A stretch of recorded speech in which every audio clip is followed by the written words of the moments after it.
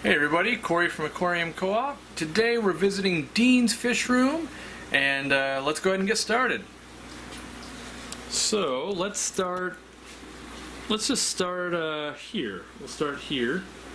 And so this rack, I guess, it's kind of cramped in this room if you guys can't tell. How big is it, Dean? It's like 96 square feet. 96 square feet, and you're gonna see, I guess, what Dean can pull off in, it's not quite 10 by 10, but, it's a jail cell, right? Pretty much, yeah. Alright, so, got some Discus here, and you were telling me that, what, they ate their eggs this morning or something like that? Yeah, there's two pairs. These ones had fry. Uh-huh. They are getting better and better at raising them. They're still really young, so I expect another 6 months they'll start. And how old are they? What'd you say? I would guess that those are just about a year old. Because this thing, I'm assuming this is the male here, Yeah. is like bigger than my hand type of deal. So young seems well fed, but maybe young, I guess. Yeah, he should get another inch and a half. She should get another inch and a half. They're supposed to get another inch and a half. And then are these ones here the same? Yeah. You got them at the same time? Yeah, actually, initially, I bought the two females as a pair. Okay. And they kept laying eggs, and I said, okay, but the eggs aren't viable. And then one day I saw both of them laying eggs. Well, so I realized they were two females, so then I went out and shopped for two more males. And did you already buy them big, or you can just spot them when they're young, what you think's a male? I bought them about this size. Okay. And how did you determine male at that size? Like just by observing behavior, or? Behavior, the look, you can obviously tell this is the male. He has the great big bulk, and also if you get a good look at the breeding tube, which you have to get really close, right. The males are always slanted and pointed forward. And pointing forward? Or one way. Pointed one way. Okay. Yeah, they should be pointed forward. Slanted and pointed forward. The females are blunt. Yeah. So I actually saw that male spawning with another female, so I took him. And was the female just not very good? Because I would have been tempted the female. I would have been tempted to be like, I'll take the female too, because they're already work compatible in my opinion, or whatever. Yeah. No, I already had the female. I can't dedicate any more tank space to that. Sure. And so these down here, what about these Discus? What are these? Well, my daughter kind of wanted me to breed some Discus, so one of the things that I've learned is you can't miss any feedings with a lot of fry. Mm-hmm. So this is a spawn that I had pulled and raised, and then ended up going away for the weekend and came back, and there was 4 left alive. I see. So those are the 4 that made it. The rest get their own 20-gallon while they raise up, huh? Yeah. How old are those, like right there, roughly? Those are about 2.5, 3 months old. Okay. And they don't have the tank by themselves. There's mega clown. Oh yeah. They just happen to be about the same temperature. So I have to get in closer to get those mega clown plecos. Any activity out of those yet? I don't think they're big enough yet. True, yeah, now I think about it. They're like 4 inches or so, yeah. And then down here, what's going on down here? So that's a school of Aspidoras. Mm-hmm. Can't remember I remember, do they call them the 6-ray is the common name, I think, the 6-ray, but I don't remember the... So I started initially with 3 of these, 2 males and a female, and these are all my own offspring. Nice. They will spawn more in the fall for me than this time of year. And do you find, like, when the pressure drops and things, does it actually do that? Yes. Or okay. I can induce them if I know a big storm's coming and do a couple water changes a few days before. They will spawn, but not very many viable eggs. So. Nice. And you'll see these scattered through a lot of my tanks because I have had many babies today. Looks like we got the Finnex light, or the Stingray, is that what we're... Yeah, almost every tank in here is lit by the Stingray. Some of them it's right down on the tank, most of them it's up above, so it's out of my way all the time. Right. Everything's so uniform. That's what I'm jealous of. Is, you know, even stuff's labeled. I mean, who labels stuff? Jeez. That's just so I remember. Fair enough. I guess on this rack we can go up tall now. So up tall, let's go to this top right tank. And so obviously Rainbowfish, and they're the Wapoga red lasers. And I'm gonna ask you where you got them. I think you got them from me, right? I got those from you, yeah. And there are eggs in the mop right now. I don't know if you can zoom in close enough to get them. Oof, that'll be tough. Or, I don't know. Probably not. That's something I'll have to look at the computer and see if it actually came out or not. But what I normally do is I will leave that mop in until I see babies swimming on the surface. Okay. And then I'll take the mop out and hatch. Do you rescue the babies also, or do you just I try leave them? to. I try to, because the parents there will eat them. Well, that's how it's... And if you catch them on the first day, there's only a couple babies, and then they'll usually hatch out for about 8 to 10 days straight. Okay. It looks like here that are all of these tanks running canister filters? Is that what's going on in addition, or? This rack that you're looking at, I want to all run canisters also. Okay. Eventually, I will switch them all to. I have enough Eheims now that I got a couple used at the swap meet, so I'm going to switch them all to Eheims eventually. And that's just it's more so for water flow than filtration. I think the sponge filtration is fine. Yep. But I wanted more water flow. And then I think this is cool. And so what temperature are you running your Discus? And then I want you to talk about these heaters. Oh, the Discus are 84 degrees. Okay. This one's 84. This is about 78, the catfish. Mm-hmm. And I believe these are in the 82 range, the rainbows. And do you turn, are you using the heater to make them 82, or is it because they're so high in the room they're naturally... No, all the tanks are 82 because we're in my basement, and it tends to stay about 65 degrees year round in here. Okay. So the heaters are doing that for them. Yeah, okay. Yeah. If I don't heat them... actually, if an unheated tank in here will run about 68, 70 degrees all the time. Okay. So...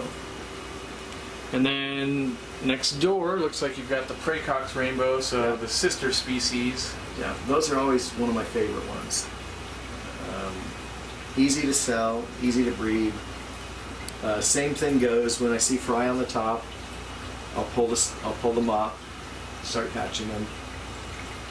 So I think it's, we've kind of shown this first little rack. So there's not an inch of wasted space, by the way. Like, you guys know I'm not the skinniest man. I can barely walk through this door. But every inch of space is utilized. And then, so we've seen, I guess all of these tanks, for the most part, besides that Discus tank, are kind of breeding tanks. And then we'll show you, in my opinion, some of the impressive parts. The fry tanks. There's fry everywhere in here. And so, like, here, these are, which ones? These are the Praecox. So that's the ones we were just talking about. And is this, like, how many mops make this? That's one. One mop made that? Yeah.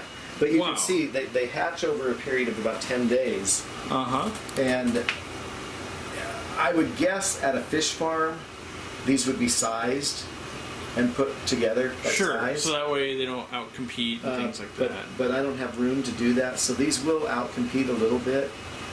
But eventually, as I net them to sell them or whatever, net the bigger ones, the other ones will catch up. And how many do you think are in there? Because that seems like way more than one spawn.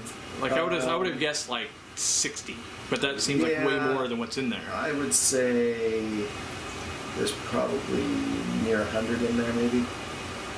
And it looks like you're running the matte and sponge filters in the back. All these tanks on this level are matte, and I really like them.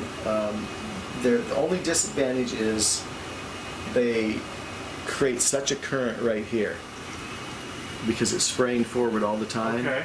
So if the fish get up here, you can just see them. They get blown all over the place. Or like the little guys, you can really see them. These are baby angels. And this is 2 spawns. Okay. They're 5 days apart. One was a really small spawn, the other's a really big spawn. And I just decided to put them all together. And how long will you leave this many fry in this 10-gallon like this?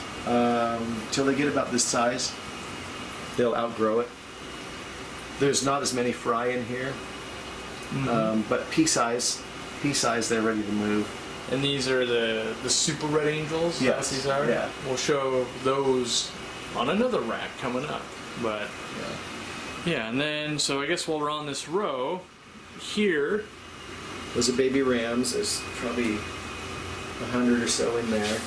100 German blue rams and a 10-gallon. Relatively small spawn. Usually you can get up to 200 or 300 in a spawn. It looks like, yep, we do run heaters into these tanks. And then how often are you water changing at this density? Twice a week, about half the tank. Okay. That's more dedication than I have. I automate. Yeah. Which we'll have to talk about. So this is, the guts of his fish room right there. There's a lot of gadgets going on right there to make this happen, but we'll go over that in a bit. Then here, you can probably do a lot of teaching for me, because I know these are different grades of crystal shrimp and stuff like that. All of these are the PRL, pure red line is what they call them, crystal red shrimp. You will see, like, if you catch this little one on the side, solid white. Oh, wow. There's a few solid whites that are coming out of there.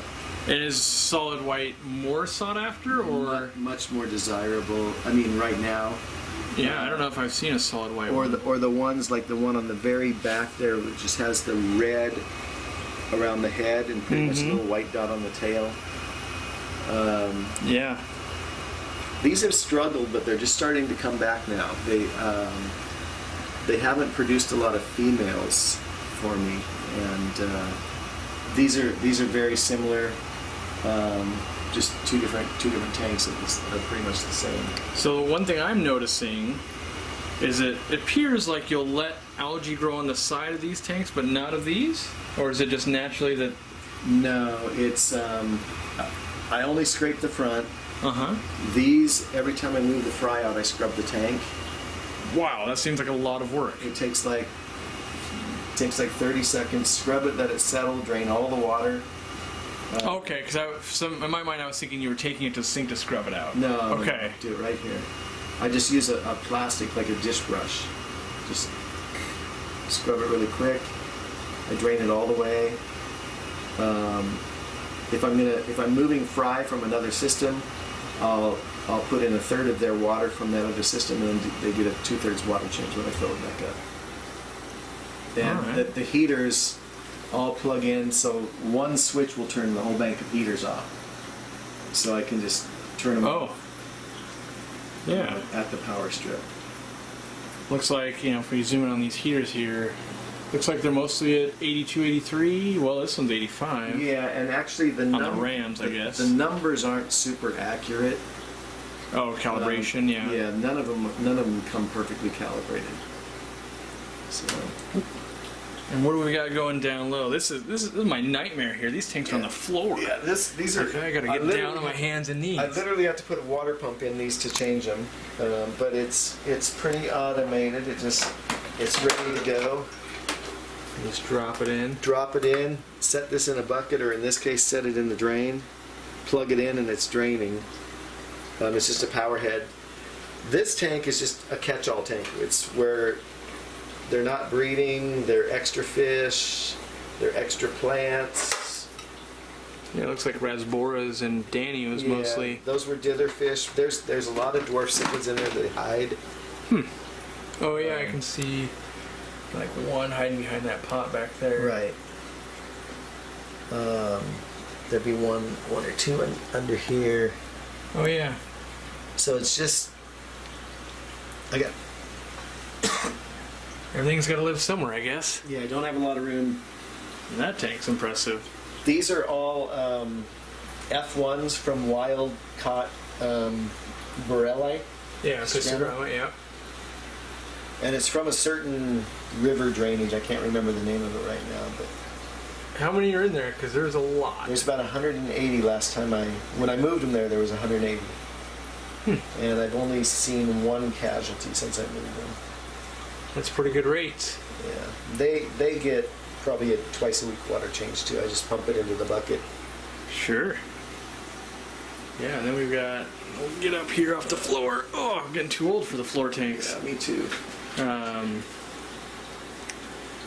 So some Sterbai Corys here, it looks like. Setting up, try to get them to spawn, because I like to have baby Corys in the bottom of my fry tanks to clean up the mess. It really keeps the bottom of the tanks clean.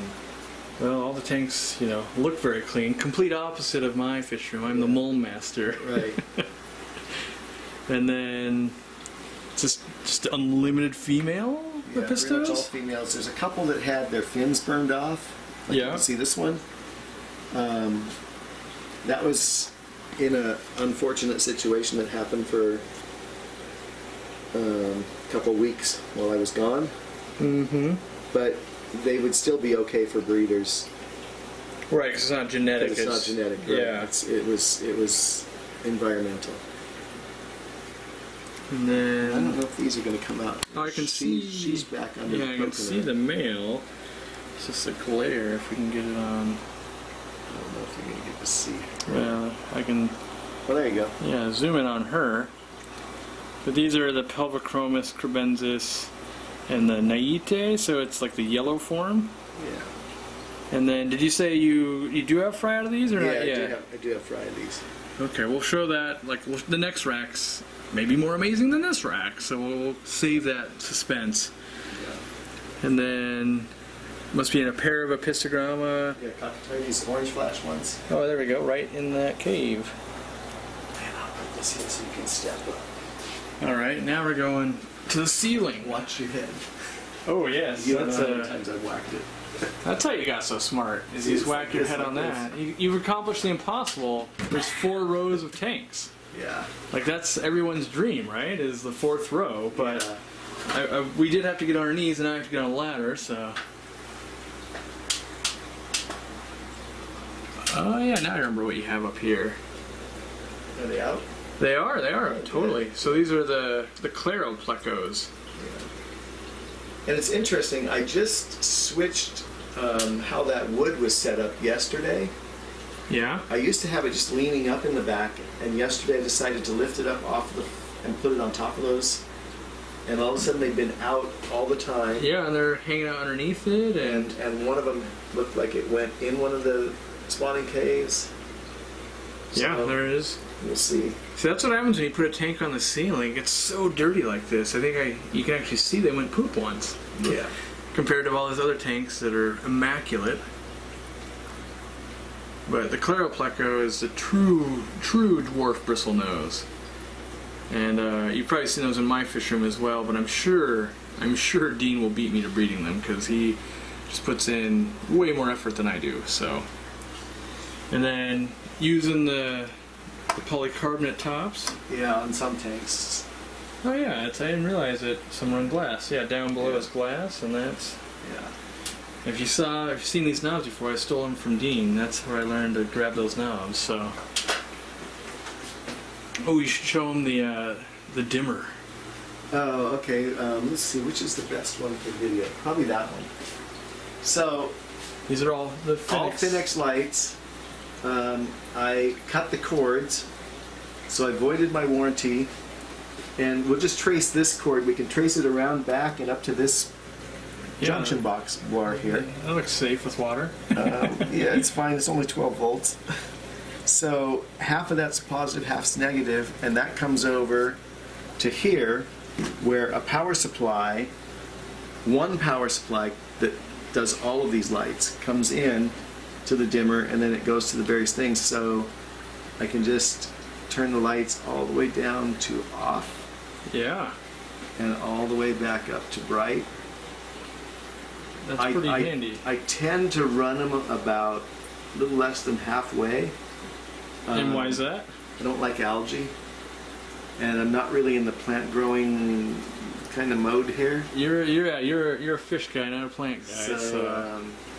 So for the video, they're all up full. Yeah. But so I did that. There's 3 dimmers in here. One on this rack, one on that rack, one on the back rack. And so yeah, if you guys saw the aquarium co-op video on the dimming, I stole that idea from Dean here. Dean's where I get all my good ideas. So we're just raiding his fish room for all the good ideas today. Yeah, and so this is just a bigger dimmer. The small dimmer is up on the top of this 20. Mm-hmm. That it's on. You won't be able to see it. Okay. Matter, so. But I guess let's go into the next rack here, and this is. I love this because everything's so.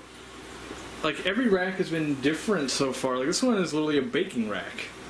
Yeah, but it's a NSF rack, so that means it's kitchen. Okay. And it's designed for 3,000 pounds. So it freaked me out a little bit because what a lot of people can't see in this fish room is behind this rack. There's a 4-foot piece of paneling that hinges out. Okay. That's where my water heater is. I see. So if there's ever any problem, this rack has to move to fix the water heater. The furnace to the house sits behind this paneling and it just pulls out and slides that way. So I had to work that into, the whole room. Yeah. So this rack I wanted to be, I was at first going to leave it on the wheels, but I figured they would get flat spots. And then I wouldn't be able to roll it anyway. Right. So I just decided if I ever have to get to the furnace, put tanks here that are easy to move out. So 5s are easy, the 15 would be easy. This would be a little tough, but we could move it out. So let's just start on, in my opinion, the coolest thing here, and that is this. I don't even know what to call it. Fry raising station. It's the fry system, yeah. So it's a lot of things going on here. Yeah, you're looking at a 20 long. There's sponges in it apparently. Yeah, it doesn't really need the extra sponge filters, but I always have them in case I have one where I need one. Makes sense. So they're always cycled sponges. It's got a heater in it, and the heart of it is kind of the power head water pump, whatever you want to call it. Yep. And the sponge that is the blue. Okay. So fine sponge. Yeah. that is pushing water up to here through the PVC, where these valves control the water going into the trays. And there's all sorts of various trays. These trays here are actually ones that I used 30 years ago. That means you're at least 30 years old. At least, yeah. And we'll get a close up of one of them right here. So this was a microwave dinner tray. Okay. And compared to today's, this is very strong plastic. Well, 30 years ago, it was built to last, right? We didn't know plastic was totally going to kill us. So I cut a hole, I glued a screen. The screen is made, 30 years ago it was made from my wife's nylons. Now it is made from a piece of coffee filter. Oh. So it's super fine mesh. Just glued it on with PVC glue and it seems to be holding super strong. It floats in a PVC thing. This is glued. It's not just pushed together because I pushed them together and eventually they sink and you get water. a problem. Yeah. The little rings are just. That's my favorite design right there. I can hold them in place. Yeah, he's got these little pins. They just drop through. If you were to take these 2 pins out, these rafts kind of leave the dock, so to speak. They can move around. Yeah. But so what do we have? So looks like we've got air coming in, and we got water dripping in. But what fry are we looking at here? Okay, so these are rams, a small group. Okay, German blue rams. Yeah, and these are the orange laser cories. Yep, which you guys have probably seen. I did a video on harvesting them for him. Right. These are the pelvichromis. Oh, the Niente ones, the workform ones. And a kind of an unsuccessful hatch here of angels. Yeah, not that many in there. No, those will probably get mixed with something else eventually. And so, like that one, I noticed doesn't have air in it. Is that any reason why, or? Just so I could show you what I did with the air. So, this is a zip tie that is designed for a screw. Right. Yeah. It just happens that the rigid airline tubing slides in it perfectly. Well, that's the $1 million secret right there. And I can just turn them and put them in here. The air is really only to break up the biofilm. Okay. It's unnecessary. I don't think it's necessary except for that. Because when I'm feeding these, all the brine shrimp, the little tiny powdered food, it gets a lot of biofilm and it'll seal off the top. So the air that's all it's really for. And it's just designed, I can swing them out of the way, swing them back in. Can pretty much move them wherever I want. But yeah, I mean, so 120 long, and we have hundreds of fry from 4 different species. Right. Maximizing your 3 square feet out of your less than 100 square feet. There's a few stragglers in the bottom, some catfish. I think there's a couple early spawns. When they first spawned, there was only 3 babies. I think they're in the bottom down. Yeah, I think see the reflection of them hiding out. And that's mainly, the bottom always stays clean. Really the only maintenance I do in here is I stick the siphon in and siphon half the water down, and I clean the pre-filter on. And this is just for flow. It really keeps that bottom clean. That makes sense. Because I don't have anything other than that down there. And so what happens, like I'm seeing over here, we've got like a little hang-on tank and then more things going on. I ran out of space. Okay, because I was going to say, like, well, what happens when you need to put more fry in here? Where do these go from here? So this is another a hatch of baby rams, and they'll probably be free swimming in 2 days. And how many you think are in that batch? I haven't really determined, but there was at least 300 eggs. Wow. Because it doesn't look like that many, but they're so small. They're clustered around and under the rock, though. I have to be really careful. If I move the rock right now, I would crush them. Oh. So I got to wait till they're free swimming and I grab the rock. I see. So what we're seeing is like the already hatched out egg casings. Right. So. And then looks like, the blue container here. That's methylene blue. It's about a gallon. I think it's a vase. Did you steal it from your wife or did you buy it for fish? I actually bought it. Okay. And there's angels on here. Mm-hmm. Angel eggs, and they are wiggling right now. So see if I can zoom in. Yep, you can see that.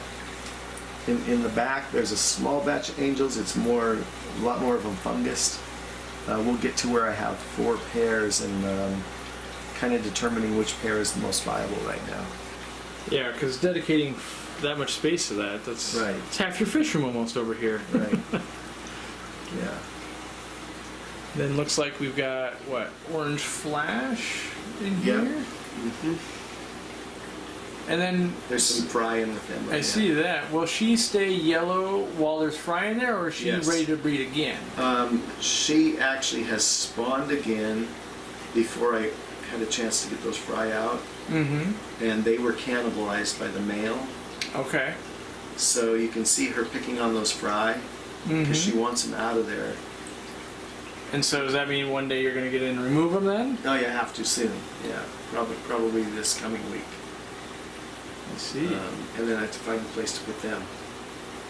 And then it looks like there's a barrier between this tank, so I guess they must fight when they can see over there, because right here. Yeah, that's just so they can't. I think a lot of fish that like Apistos, they need something to back up to. Okay. So I've racked that tank endwise, and they were just too skittish with just a little. And is this a 5 gallon? Is that what this one Yeah, is? yeah. All right.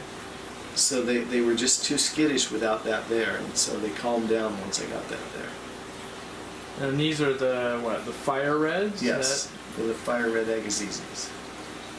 And this is, you know, when we're talking about, I always tell people you need to buy big groups because, so Dean's got some in here, lots of males, and then he's got more males up here. You started with what, 6 and ended up with what, 6 males? 6 males, and we thought for sure we had picked Yeah, but luckily 2 or 3 and 3. one came into my store and she's already spawned, so we know it's a female. So even though he's 7 of these deep now, he can finally start making them. So. Right. This one is obviously the dominant male. He keeps this guy pretty And are subdued you over there. intentionally leaving that other male in there? Until I get a viable spawn, yeah. Okay. Until I see babies, then I'll pull him out. I see. And then, so this must be the actual wild pair of the Borelli. Yeah.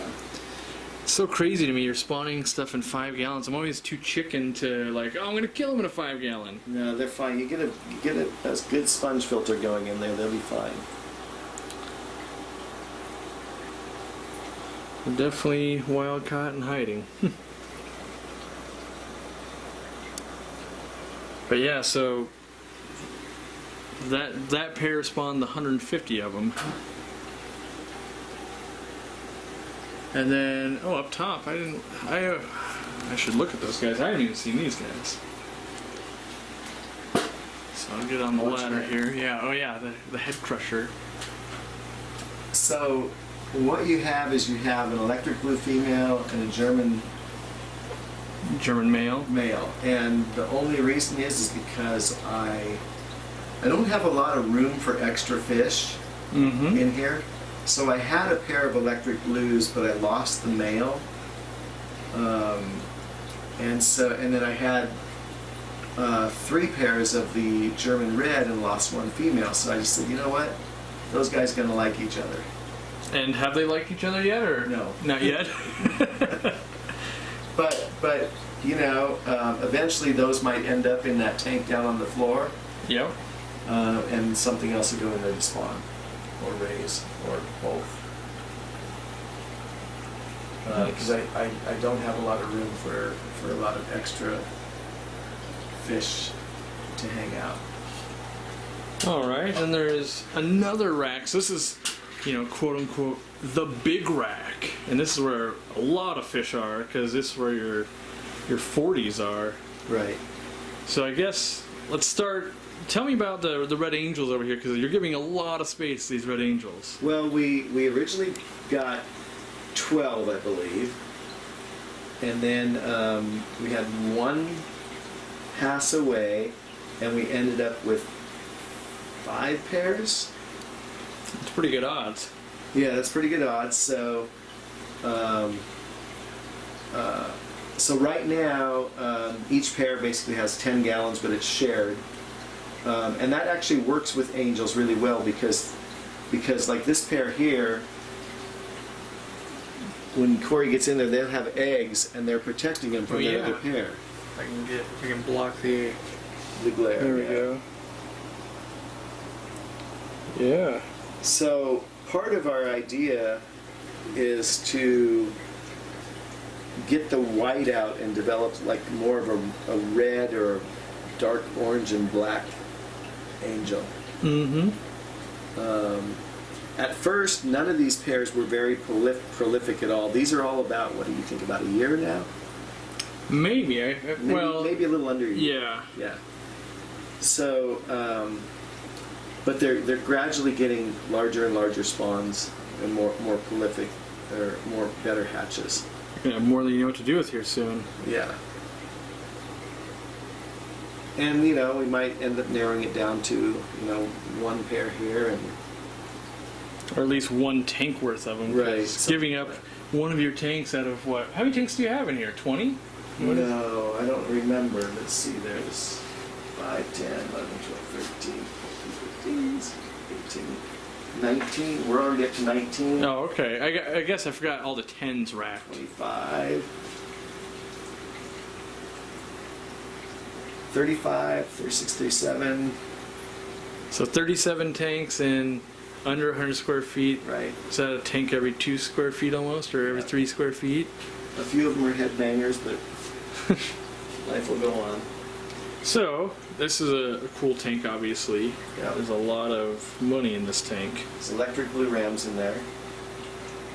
And so that must be from the previous That's from the spawn. previous pair. That's before the male bit the dust. I only had bought a pair of those, and I ordered them from a breeder. Rather than try to get them from the store, I wanted it from a breeder that actually was raising them. Mm-hmm. So I got, one pair from him.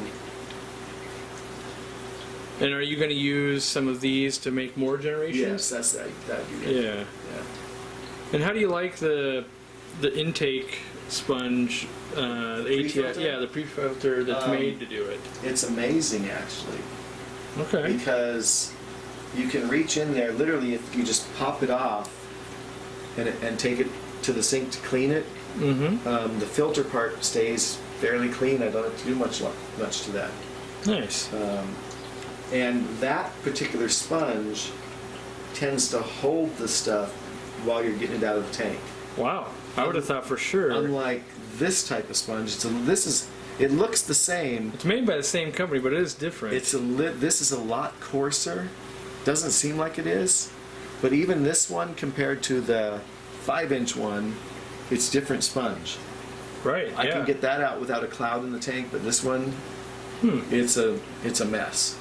And I've heard of people putting plastic bags and wrapping around. Right. No, I'm not into that. That's what I do. Yeah. I just lift it out of there. So Then looks like more rams. yeah, those are the German rams. There's a few super red plecos in there. Oh yeah. But again, even like this is a good example right here. If I had Corys in this tank, all that stuff on the bottom would be not there. That's just amazing to me. I haven't It seen would be it, gone. so it's hard for me to believe. But I believe you because I see what you do. So. Plecos will grind it up and you'll end up with this, which is easy to siphon. Mm-hmm. But Corys will grind it up so fine that it comes into the sponges. Wow. I got to try that because that's. Well, I run gravel, so it's going to end up in the Right. gravel regardless for me. Right. But Yeah, I mean, this is a good example. There's Corys on the bottom of that tank.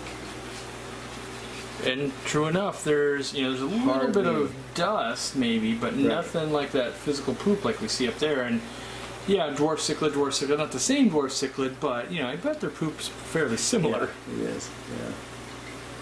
Yeah. Yeah, and these are all the These are the Lobe. pelvichromis, Yeah. lobes, yeah. A lot of those too. Yeah. And the females are starting to show now. Mm-hmm. Yeah, now you can start pulling out sexed pairs. Right. And there's another tank of lobe, it looks like. And Lots this of also Lobe. has these guys. The Oh, the L333s. there's Some right there's some in the sticks. There's some in the caves. Oh yeah. Yeah, I made Dean take these because I wanted to work with them because they look amazing. They're hard to get on camera, unfortunately, but Yeah.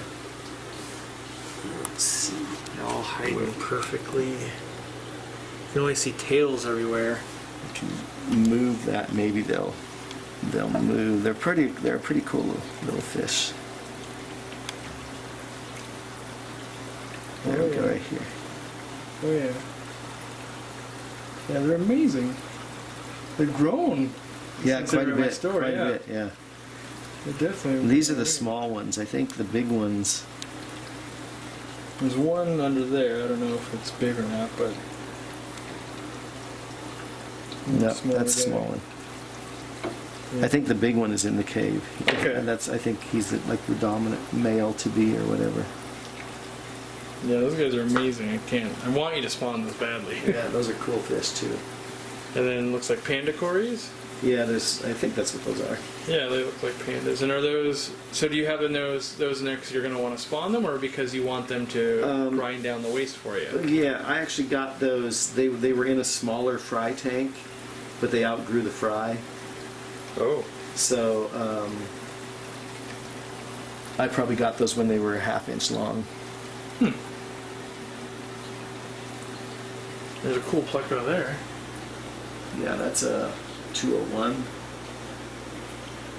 And is it just one of those, or you got a colony of those? I only have one, but I have 3 little babies in that 10-gallon ram tank that we looked at before. Oh, okay. So just project in the future then. Yeah, I got the 3 babies from Borelli. Oh, okay, yeah. And then, let's see, I guess we got to go up for more tanks. I don't know if you might end up scaring the zebras, but we'll see. Yeah, I'll try and, because this is, you don't get to see this every day. I'll get up on a ladder here, and hopefully I won't. Oh yeah. So it's not, the most well lit, but lots of zebra plecos. This is your colony you're raising up, right? Yeah. And how many are in here? I think there's 4, maybe 5, 4 or 5. Looks like some cherry shrimp also. Yeah, and that was kind of an experiment. I don't know if it's going to work out. I just think everybody says cherry shrimp can go up really high temp, but I don't think that's going to end up working out. Oh, it looks like these rams right here are on eggs. Great. Yeah, there's a big old thing of, and it's on the... On the saucer? It's on the saucer, yeah, and you can see the breeding tube. Yeah, she's got her tube out. Yeah, so that's the breeding tube on the female there. So they must have just laid, or at least today at least. Today. Yeah. And so they just laid all on this saucer, and there's a lot of eggs. I don't know how many is there. Someone on YouTube should count that and let us know, so that way we know when Dean raises them up how many he actually kept alive. But, and there's another pair over here, it seems. Or at least, yeah. Yeah, years ago I used to what I considered colony spawn these. Mm-hmm. I would put like 10 females and maybe 5 males in a 40 breeder, and I'd put the little flower pots all over the place, pointing away from each other, and get the females all conditioned and throw the males in, feed them, water change, and you'd have eggs in everywhere. Then you take all of them out and raise all the babies up. You were more like a mass production back then. It was like a ram factory. So. And then what do we got up here? Those are some Lobe. Okay, are those the original ones that made the other ones? No. Oh, just, no. Okay. They're just some that I netted out early, but... And then what's in the super secret hidden tank down there? That has those, is it Apisto and... Oh, the Panduros, yeah. Yeah. Yeah, they're hiding way in the back there. Yeah, those are, again, they're very shy, but have not produced anything yet, so... And then this little, what is this, a 2.5? Is that what this one is? Yeah. There's the Wopoga red laser fry in there. I don't know if I can get it on camera. They're pretty small. Oh, there we go. How many are in there, do you think? I don't think this method was very successful, but I'm guessing 50, 60. I think next time I will hatch them and move them to the tray. More successful fry rate, I think. 50, 60 sounds decent, but you're the man when it comes to breeding fish, so I'll yield. Looks like brine shrimp factories or hatcheries. Yeah. And you, if I remember right, is it you feed brine? Is it morning and night, or is it twice a day? Okay. So I'll point on there. This one has very little eggs. It's already been drained and sorted. All right. So tonight I just drain that through the sieve and feed it. This one is in the hatching process. I usually hatch for 36 hours. Okay. So every night I start one, and every morning I will, like tomorrow morning, I will settle this. The brine shrimp will be about to here. I'll drain it. I'll keep the water, but I'll separate the eggs out. I'll pour it back in. It'll get to about this level. feed half of it in the morning, and then I'll have brine shrimp for for them. Right. Yeah. That's a commitment, morning and night. So how many times do you feed in the fish room a day then? Because you still have a full-time job and all that. My first feeding is at 5:15 in the morning. And That's then about the time I'm going to bed after editing videos. Right. And then I get home about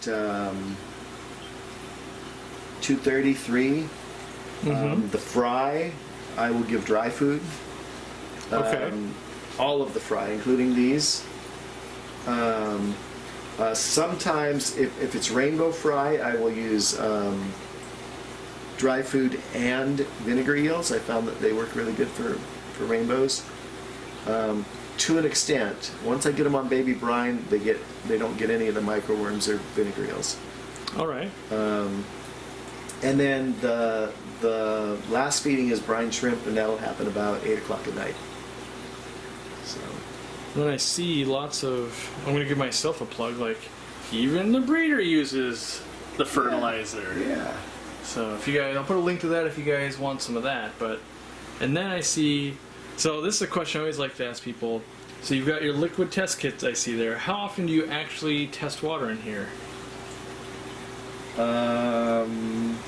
Not very often. Because like in my own fish room, I say, like, maybe I'm testing once or twice a month. Tanks, I think, might be having problems. I probably use that most for if I see a problem, I'll test.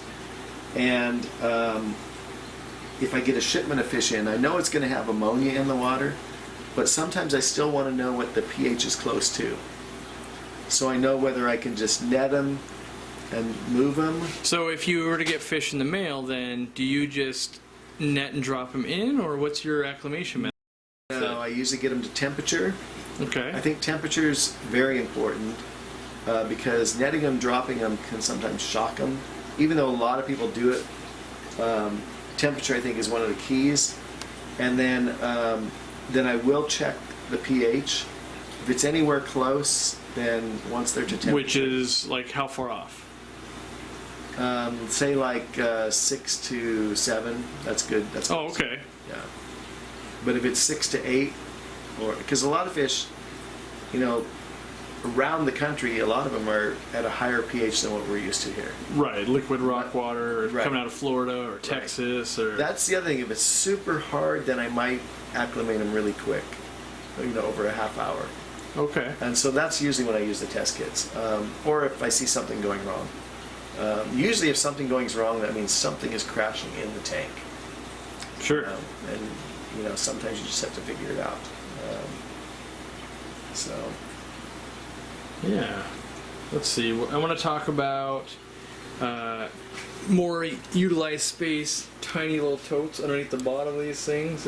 Yep. That's how you know you're in a breeding fish room, because you start labeling things of, that's an entire tote of breeding caves, and the next one is an entire tote of fry traps and boxes, and there we've got sponge filters. So. And have no idea what's in those. So. Because they're not labeled. Yeah. That's fish junk. It'd be more impressive if you pulled it out and it was like, oh yeah, I'm hashing out discus down here or something. No.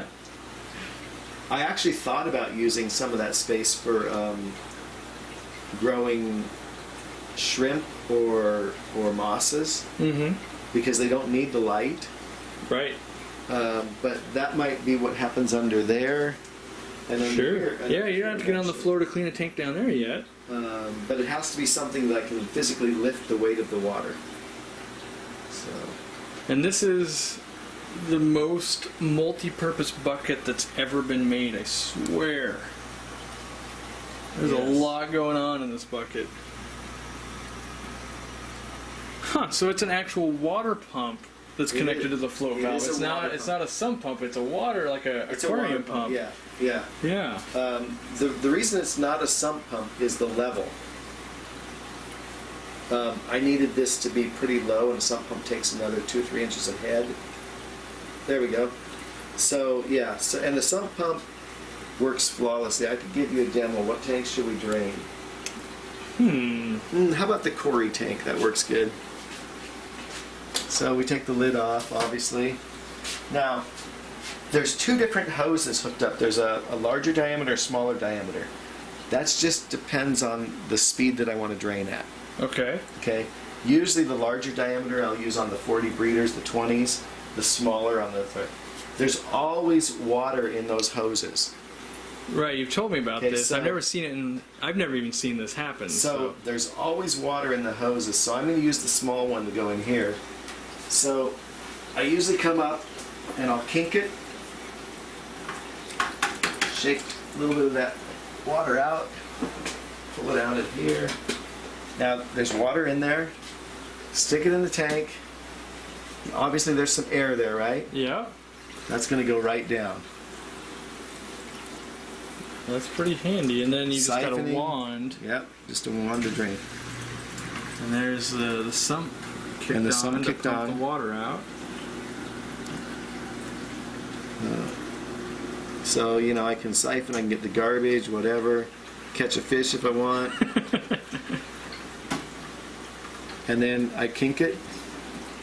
I can move to the next tank or back there. That's pretty ingenious. Put it back in the bucket, and it's ready to go for the next time. Wow. The sump will come on. The sump is the hardest thing because, see, I don't have water and a drain in here. Right. So that's a problem. So this That would water, take up too much valuable space. This water literally goes out of that bucket, up the wall, all the way to the ceiling. You can see it's the smaller pipe, goes into the other room, goes back down, and it ties into the washer drain. Wow. So, and the water is pumped all that way. It does not have a check valve.